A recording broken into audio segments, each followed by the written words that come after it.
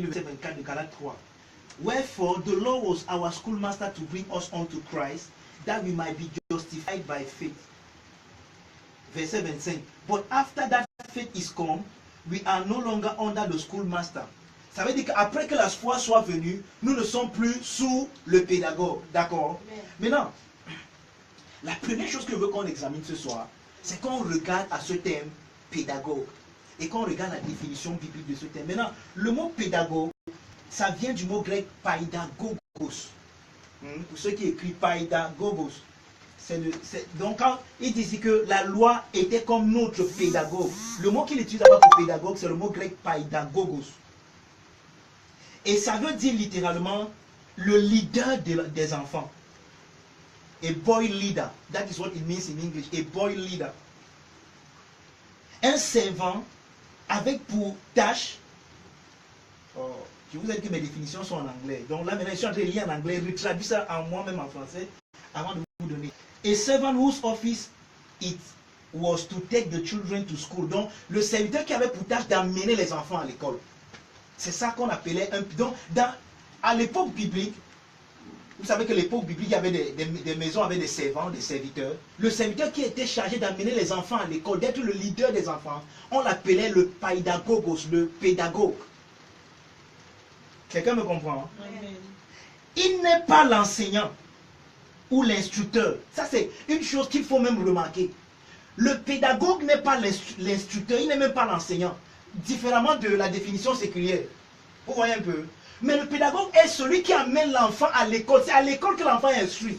C'est à l'école que l'enfant est éduqué. C'est là qu'on lui transmet la connaissance. Mais c'est le pédagogue qui le conduit là-bas et qui veille sur lui. Donc le pédagogue est un peu comme un tuteur qui conduit l'enfant vers l'école où il sera enseigné, où il sera instruit.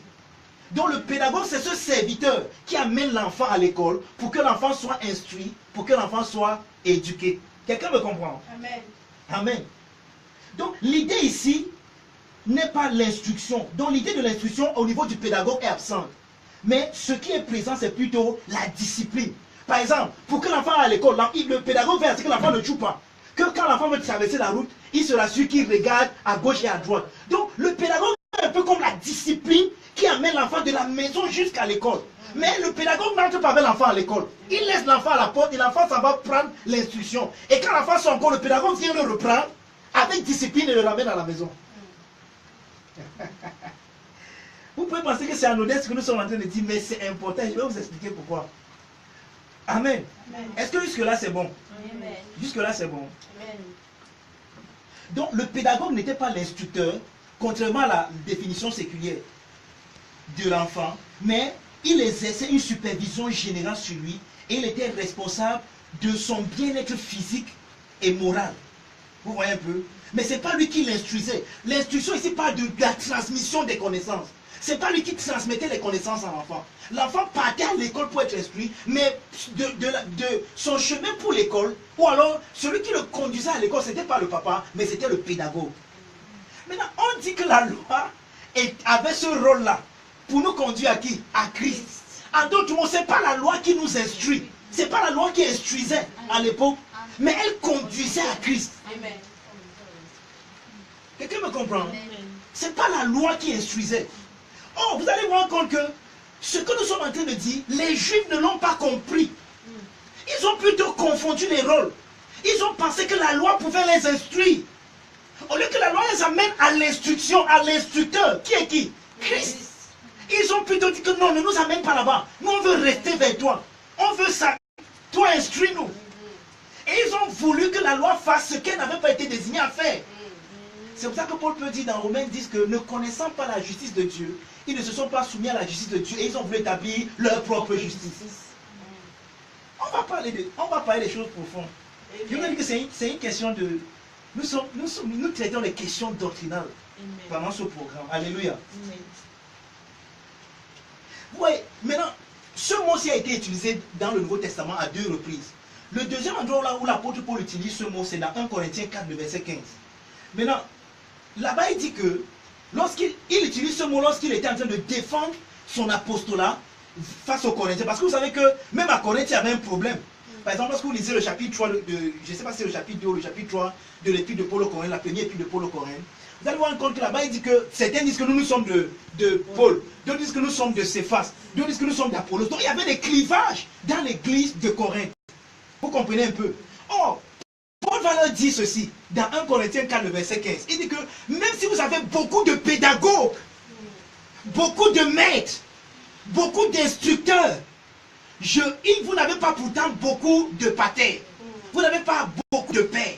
Je suis celui qui vous a engendré en Christ par l'évangile. C'est là. Pause and think about it. Vous savez ce que Paul est en train de dire? Il dit que vous pouvez avoir beaucoup de pédagogues en Christ, mais vous ne pouvez pas avoir beaucoup de pères en Christ. Et vous voyez, il y a un problème là dehors aujourd'hui, le problème de père spirituel. N'importe qui te donne un petit conseil, bang, c'est mon père spirituel. N'importe qui verse l'huile sur ta tête, bang, c'est mon père spirituel.